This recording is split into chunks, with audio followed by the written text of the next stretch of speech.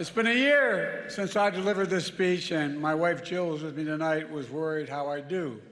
I told her, don't worry, just like riding a bike. Just like riding a bike. Is that right, Joe?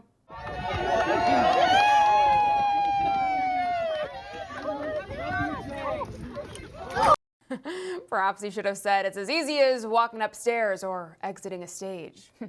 Jokes aside, Biden's speech at Saturday night's White House Correspondents' dinner proved that with enough medication, he's at least lucid enough to read the jokes his staff writes for him. Of course, the real joke, however, has been on the American people for the last 4 years. And it's not been funny either. Maybe that's why even his own are now turning on him and greeted him with this upon his arrival.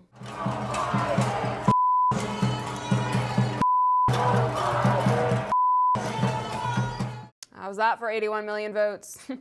Tierin-Rose Mandelburg joins me now to discuss, culture video host at MRC-TV. Tierin-Rose, thanks so much for being with us. It's great to see you. Great to see you too, Allison. Well, what a greeting from the Democrats, right? I mean, did you think we'd ever see the day where they actually adopted the FJB chant?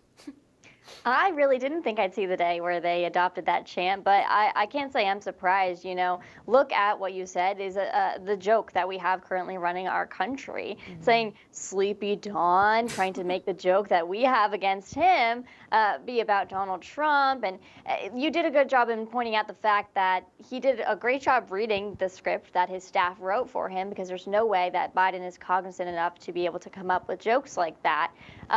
But the funny thing is, you know, we're not laughing with him. We're laughing at him because this really is a big fat joke. Yeah, it really is. And if you don't laugh, you might just cry, because it is so sad to see what he's done to our once great nation. But, you know, back to the dinner, it was interesting to see a lot of the people who were in attendance there. Many of them had to walk through actually the pro-Palestine protest that really covered the entrance to the entire event. As you can see here, the same people who pretend to care on the big screen about all of this stuff happening actually couldn't really care less in real life. Clearly, they're more concerned about getting to their party. But my question is, if the press is supposed to be unbiased, then why are they being wined and dined at this great lavish event? I mean, doesn't this just highlight the corruption, too, that's sown into the media?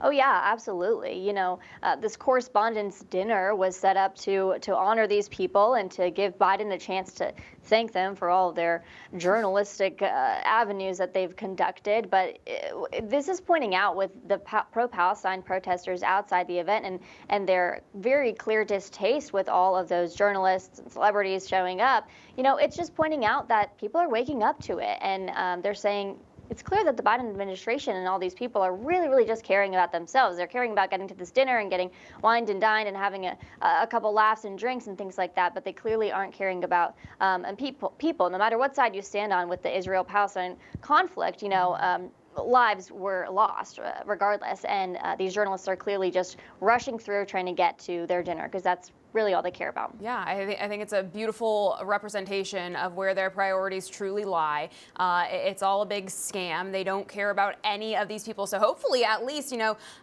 regardless of where you stand on the conflict, like you said, it wakes people up to realizing that none of these people care about you. They're never going to. They're never going to make the changes that you want to see necessary. So why don't we start voting accordingly? This guy has had 4 years to prove himself. Literally nothing's been done except just creating disaster after disaster. Hopefully people have learned their lesson.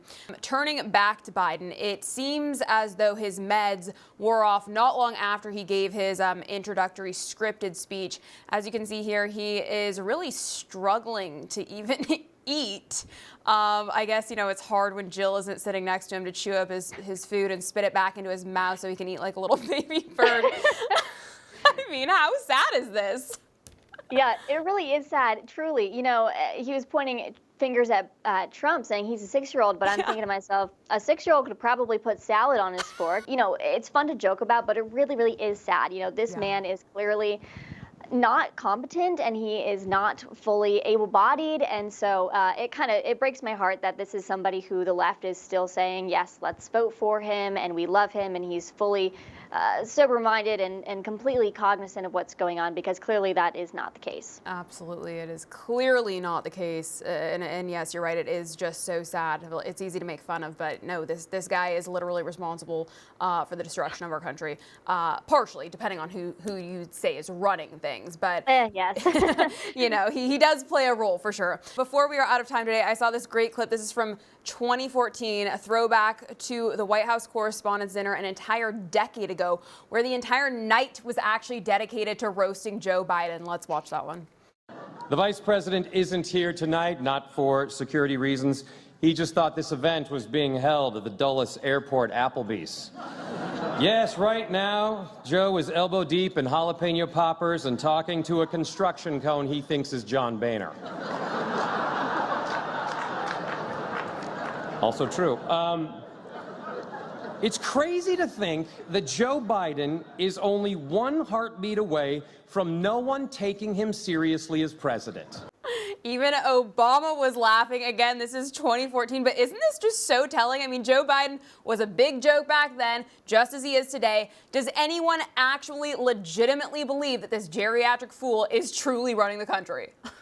Allison, I hope that there's no people that actually believe that, but unfortunately I think that there are, because they're just so brainwashed and so caught up in the leftist thought, thinking, you know, Biden is the best thing since sliced bread. And this was 10 years ago, 2014. So if they're making fun of him back then, now 10 years later, you know, his cognitive ability did not get better. It certainly got worse, and that's evidenced by this whole White House Correspondents' Dinner and everything that we see coming out of the White House every day. So, you know, I just want to put this video on blast, because people need to see it and be like, you know what?